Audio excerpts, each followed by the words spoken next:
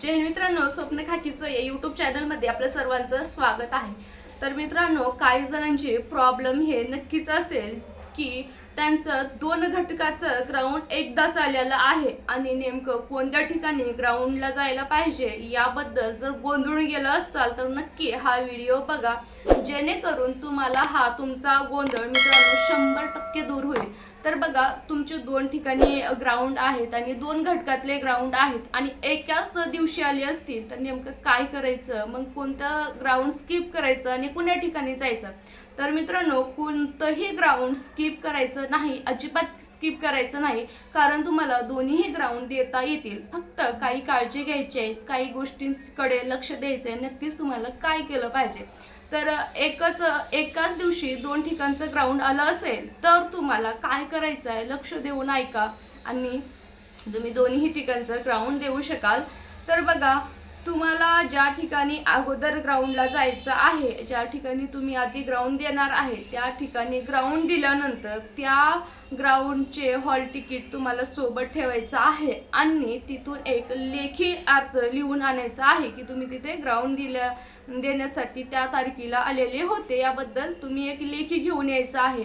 आणि ते लेखी ग्राउंडचं हॉल तिकीट हे घेऊन तुम्हाला ज्या वेळेस तुम्ही दुसऱ्या घटकाचं जेव्हा ग्राउंड दुसऱ्या जिल्ह्यामध्ये जाऊन देणार आहे त्यावेळेस ते तुम्हाला तिथं त्यांना दाखवायचं आहे की माझं ग्राउंड ह्या जिल्ह्यामधलं आणि ह्या जिल्ह्याचं दोन्ही एकाच दिवशी आलं होतं, त्यामुळे मी त्या तारखेला त्या ठिकाणी हजर होऊ शकलो नाही, यामुळे मी या ठिकाणी आज ग्राउंड देण्यासाठी हजर झालेलो आहे आणि माझ्याकडे त्याबद्दल लेखी आणि त्या ग्राउंडचे हॉल तिकीट दोन्हीही आहे, असं त्यांना एक तुम्ही रिक्वेस्ट करू शकता। 100% तुम्हाला तिथं ग्राउंडसाठी चान्स भेटेल।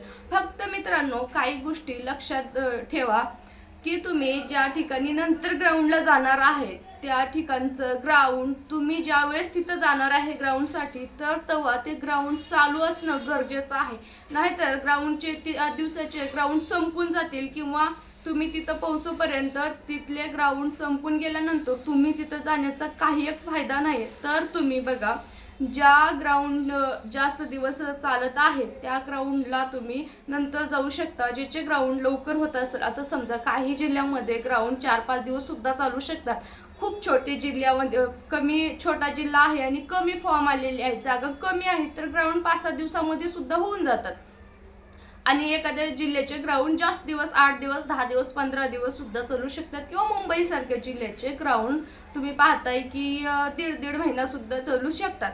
तर आता तुम्हाला बघायचंय तुम्ही कोण्या जिल्ह्यामध्ये फॉर्म भरलेला आहे आणि तिथे किती अर्ज आलेले आहेत, ग्राउंड किती दिवस चालणार आहे। तुम्हाला माहित झालं की ग्राउंड जास्ती दिवस चालणार आहे आणि मी दोन्ही सुद्धा कव्हर करू शकतो, तर तुमचं ज्यावेळेस तिकडलं ग्राउंड झाल्याबरोबर तुम्ही दुसरीकडल्या ग्राउंडला ज्यावेळेस जाचाल त्यावेळेस तुमचं ते ग्राउंड असणं गरजेचं आहे, तर तुम्हाला त्या दोन्ही ग्राउंडचा नक्कीच फायदा होईल। मित्रांनो, गेल्या वेळेस सुद्धा असं झालं होतं, मुलांचे ग्राउंडची डेट दोन्ही ग्राउंडची एकाच दिवशी आली होती, त्यामुळे मुलांना खूप प्रॉब्लेम झाला होता। तर गेल्या वेळेस हेच त्यांना अशा पद्धतीनेच ग्राउंड देण्यासाठी ते लेखी अर्ज आणि हॉल तिकीट घेऊन आले होते आणि त्यांना ग्राउंडला चान्स देण्यात आलेला होता। तर ह्या वेळेस सुद्धा तेच होईल मित्रांनो, नक्कीच त्यांना चान्स देण्यात येईल, कारण तुम्हाला दोन्ही घटकाचे ग्राउंड एका दिवशी जर आले तर नक्कीच तुम्हाला चान्स भेटतो।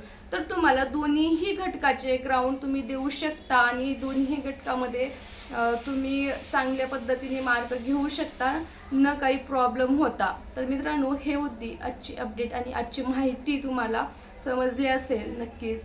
तर व्हिडिओला लाईक करा, चॅनलला सबस्क्राईब करा। भेटूया नेक्स्ट व्हिडिओमध्ये। जय हिंद, जय महाराष्ट्र।